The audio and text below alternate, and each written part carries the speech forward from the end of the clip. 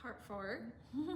So I was just saying, I always try to say it kindly and in love. And again, I don't change my tone of voice. You know, it's just, no, Lizzie, we can't do that right now. Here's the basic reason why. And then sometimes I'll even ask her, do you want me to explain the why behind it? And most of the time I do say yes. Because the thing is, us as autistics, at least for me, if someone doesn't tell me the reason why, now some people, they're going to say, because I told you so. I'm like, that doesn't make me understand it. Does that make sense? Like if someone... Yeah, and as a parent, let's clarify this point, Lizzie, is Lizzie needs to know why. But let's say we're in a dangerous situation. She also knows if I ever tell you no, and I ever say because I said so, if I say those That's words, more of a serious thing. that's a dangerous situation. If I tell you stop, why? Because I said so, that is because she's in a dangerous situation and I need it to stop right then. But she also knows and can trust that I will come back later and explain the reason why.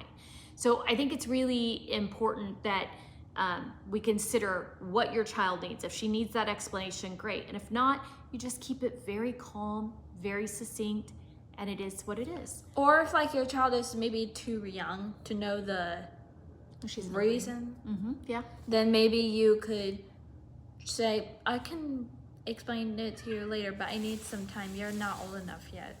But when you're old enough, you may know, all right? Or even to Lizzie's point, you could say, when you've calmed down a little bit, I'm happy to explain why the answer is no. That's another thing about me, is that whenever I get overwhelmed, I like to ask my mom stuff, but normally she would tell me, get in a calmer state, then I'll explain it to you. Because in that moment, whenever I'm overwhelmed, my brain, it goes like this, it's blank.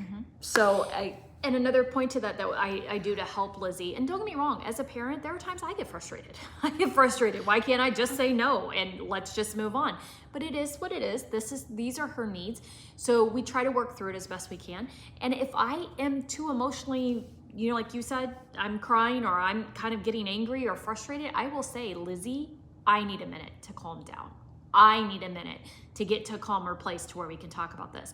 But one of the things that helps Lizzie is if I have to tell her no on something, and let's say we're going to talk about the reason why in a little bit, sometimes me cuddling with Lizzie, like hanging out on her bed and letting her snuggle up and doing some deep pressure, like joint stuff, that helps her calm down to where she can understand more of the why that I'm about to explain. Okay, it's about to stop, so we'll just wait for the next one.